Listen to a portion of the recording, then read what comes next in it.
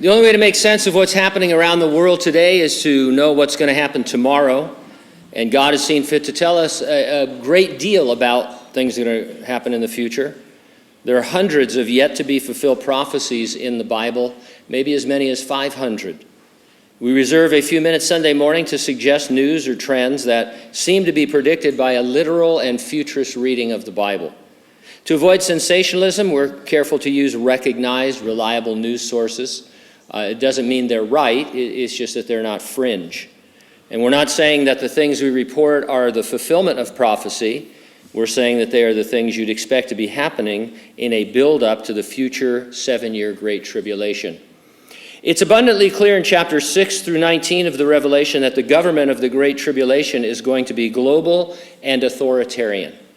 The Antichrist will have technology to identify everyone on the planet, track and dictate their movements, restrict or allow what they can purchase, and otherwise control their lives.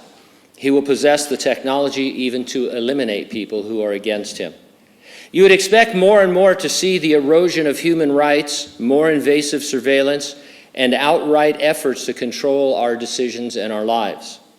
PayPal had to backpedal after they announced new terms of use that would allow the company to confiscate up to $2,500 from your account if it finds you guilty of spreading misinformation. It shows you where they are headed in an increasingly digital world. Now, they backpedaled and said that they essentially said it wasn't there, but it was, and they had to take it out. And this becomes a form of social credit by which you are punished for not being totally in agreement with whatever the powers that be deem correct. Edmonton police are using DNA to generate 3D images of suspects that they've never seen. They shared a computer-generated image of a suspect they created with DNA phenotyping, which is used for the first time in hopes of identifying a subject from a 2019 case. Using DNA evidence collected at the scene, a company called Parabon Nanolabs created the image of a young black man. The composite image did not factor in his age, BMI, or environmental factors such as facial hair, tattoos, and scars. They released the image to the public both on their website and social media platforms, including Twitter, claiming it to be a last resort after investigative avenues have been exhausted. And so they come up with this picture. Hopefully no one looks like that. Otherwise they're in big trouble. A Colorado town has announced it will start using solar-powered robots to track its own citizens' movements, apparently without any regard for privacy. The town of Lafayette will soon be using stationary automatic license plate readers, according to a new report by CBS Denver. They take vehicle and license information in an effort to locate stolen cars or people with warrants. Police say no speed information is collected, according to the news report. Not now.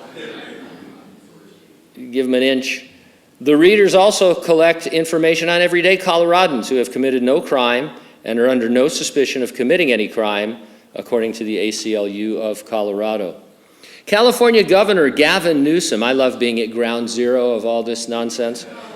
Governor Newsom, Oregon Governor Kate Brown, Washington Governor Jay Inslee, and British Columbia Premier John Horgan doubled down on Thursday and signed a new statement of cooperation, another climate agreement, the Pacific Coast Collaborative, recommitting the Western region to climate action. This is not about electric power, it's about economic power, Newsom said. This is about dominating a big global industry. Electric vehicles are a $1 trillion industry. We're not going to cede that to other jurisdictions, other parts of the globe. We want to dominate that. In an op-ed article, the reporter commented, "So it's not really about saving the planet or the United States or even California. It isn't really about extreme weather. It's about government dominating an industry." Newsom said it himself in his press conference. The overall goal of Newsom's sweeping climate change package is achieving net zero GHG emissions in the state. To do this, California needs to address and change and completely alter electricity, buildings, transportation, industry, agriculture, and land use, according to the Center for Climate and Energy Solutions. 29% of U.S. greenhouse gas emissions come from generating electricity. Most of the electricity used in our homes, offices, and factories to power everything from heating and cooling systems to lights, computers, refrigerators, and cell phones, they say. So pretty much everything we use in modern society is going to be upended, overhauled, restricted, repurposed. At the same time, they're urging electric vehicles. They're saying that in order to create electricity, we're polluting the planet. So it's kind of a weird double talk. Now, no one knows how all this is going to pan out. All I'm saying is that this is what you would expect from reading Bible prophecy. We're witnessing a stage setting for the 7-year Great Tribulation that is described in the last book of the Bible. These things don't happen overnight. And what's really interesting and wicked about what's happening now is that the powers that be are just telling you exactly what we used to be accused of being conspiracy theorists over. If 5 years ago I had said, well, this isn't about electric cars, this is about the environment, it's about electric cars and dominating an industry, well, that would have been fringe thinking. Now Governor Newsom comes out and says, this isn't about the climate, this is about dominating an industry. And who made him the Dominator? Remember, we had the Governator, now we have the Dominator. We're not going to be on the earth during the time of Jacob's trouble. I don't know how much of this stuff we're going to see. But before God begins the Great Tribulation, he's promised to come and resurrect the dead in Christ and rapture living believers. We call both of those events the rapture of the church. Are you ready for the rapture? If not, get ready and stay ready and keep looking up, because ready or not, Jesus is coming.